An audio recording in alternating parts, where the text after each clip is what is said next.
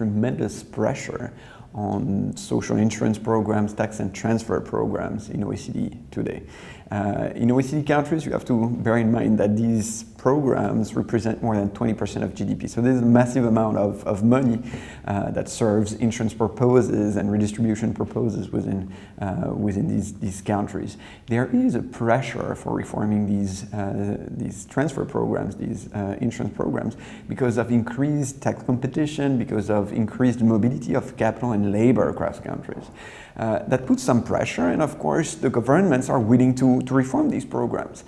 How do they go about it? That's the difficulty. We know that really to assess the effects of making these reforms, we need to balance two things. We need to balance the cost of doing these reforms, and the costs are essentially captured by the cost of these programs, which is essentially the fact that when you are putting in place these programs, you're taxing behavior, people change their behavior, they work less, they accumulate less, and so on and so forth. And that we can estimate very well.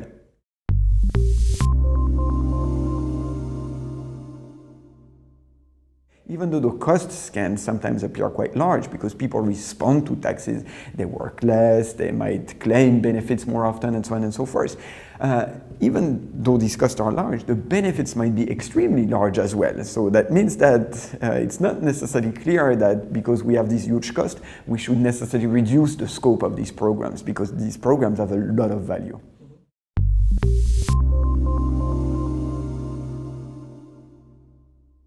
When you have situations like the one you had in Spain recently with unemployment rates going up to 25%, well, you need to think about what type of programs might alleviate the consequences for individuals of having such a bad state of the labor market.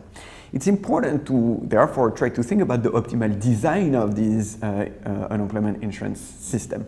My work has been really to try to explore new avenues for the design of these programs, exploring both the optimal time profile of these benefits. Do we want to give them for a long period of time? Do we want to give them at reduced rate over time? Or to the contrary, do we want to give them at a flat rate or even an increasing rate over time, ensuring more generously people who are long-term unemployed than short-term unemployed, for instance? This is one avenue of research, but there are other avenues of research to be explored. Typically, do you want to give choice to individuals to actually buy more generous coverage?